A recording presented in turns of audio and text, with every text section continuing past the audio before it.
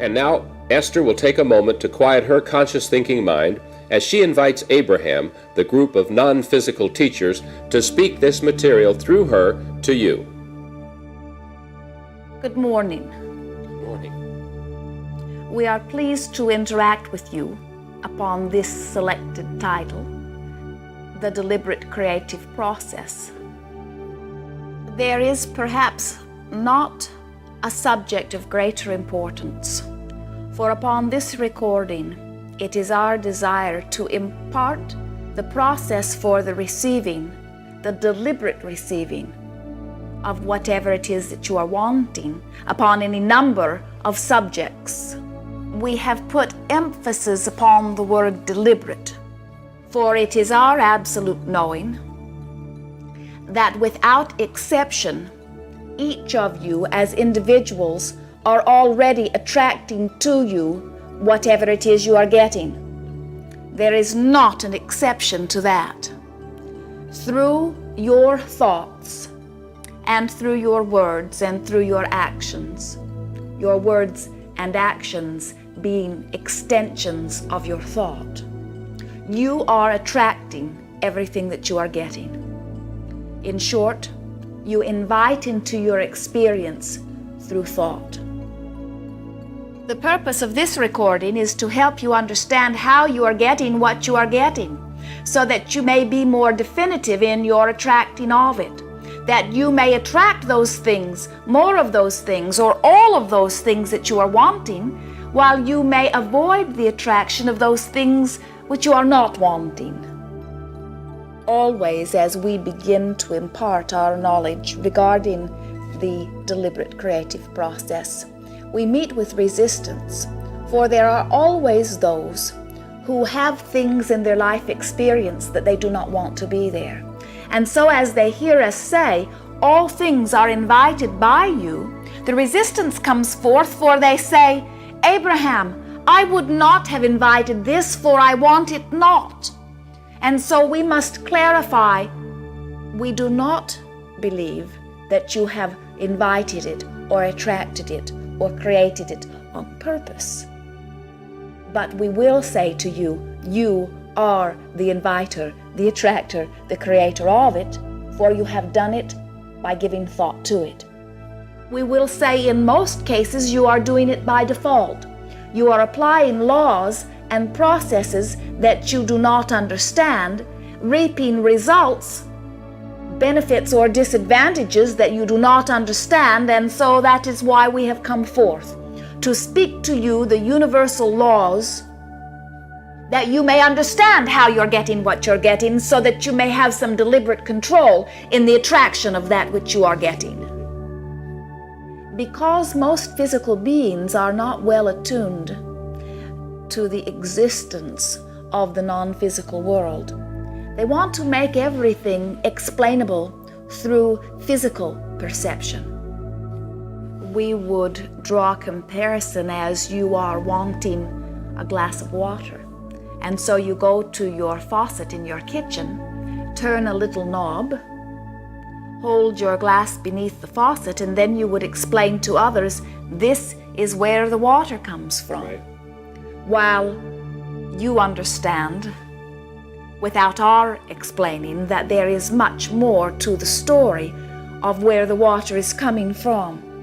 And so it is with all things that you are experiencing in your physical setting. You are explaining only a little bit of what makes things happen. And we are here to explain to you the rest of it. You have emerged into a physical dimension from your broader non-physical perspective with great intent and purpose. You have come forth because you are first wanting very much this physical experience. It is not the first of such experiences. You have had many physical as well as non-physical life experiences. And you have emerged into this one because you are wanting to add to that continuing, evolving being that you really are. A being that through these eyes you may not see.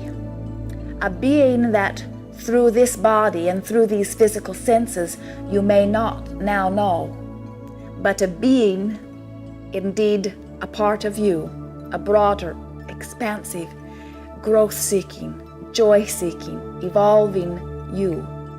The purpose of this recording is to help you understand that you and you alone are the creator of your experience, that you may be more deliberate in that creation. The reason that we are introducing you to the inner you is because you have agreed to interact with that inner you for the sake of guidance. You may have noticed that as you emerged into this life experience, you did not bring with you memory of that which you have lived before. And there is good reason for that. For you would find yourself spending more time focused into your very vast past than in this very brief now. And so in order to get the most out of the now, you are not remembering all of that past. You may, however, have access to the advantage of the total you by recognizing that that total you exists, and by recognizing that that total you, we refer to it as your inner being, communicates with you and has done from the day you emerged into this physical body. That communication has many varieties, but all of you are receiving the basic communication that comes forth in the form of emotion. All emotion that you feel, without exception, is communication from your inner being, letting you know the appropriateness of whatever you are thinking or speaking or acting in the moment. As you think a thought that is not in harmony with your overall intents, as you do something or say something that is not in harmony with who you are and what you are wanting, your inner being will offer you negative emotion. And in like way, when you are speaking or thinking or acting in the direction of that which is in harmony with your intentions, your inner being will offer you positive emotions.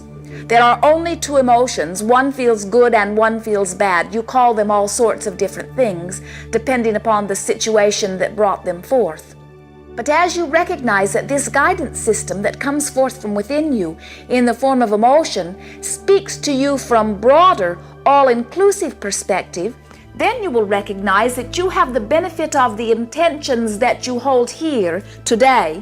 You have the benefit of the intentions that you emerged into this physical body with. You have the ability to factor in all the details of your wants and your beliefs in order to make the absolute appropriate decision at any point in time. The greatest resistance that we are receiving from those we are interacting with here in your environment is that they are not trusting that that which comes forth from within them is the real law or the real rule.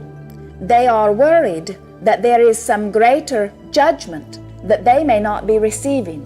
They are afraid to move forward trusting their own guidance, their own conscience, so to speak, because they believe that there may be someone who knows more clearly what is appropriate for them, which is amazing to us, for it is our knowing that that which comes forth from within you is all that you may trust.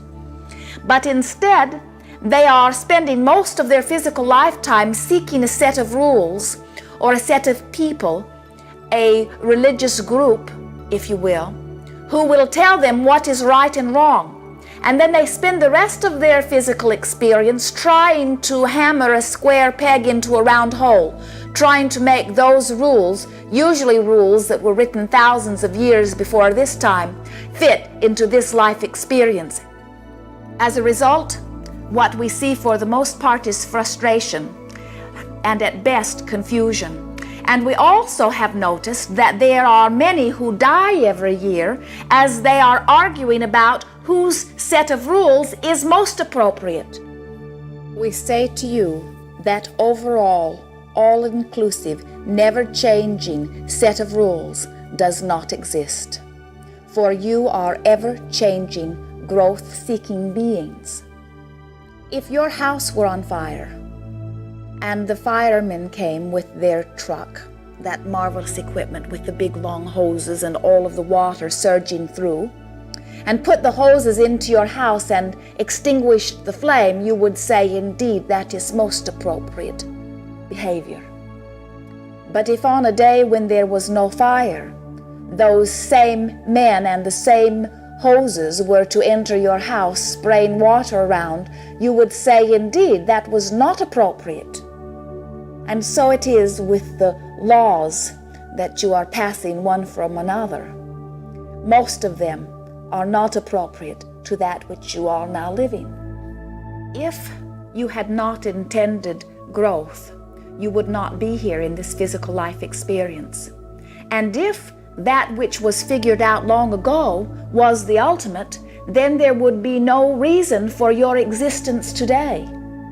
You are here as an expanding, ever-changing, growth-seeking being because you are wanting to add unto that which you understand, and you are wanting to add unto that which all that is understands.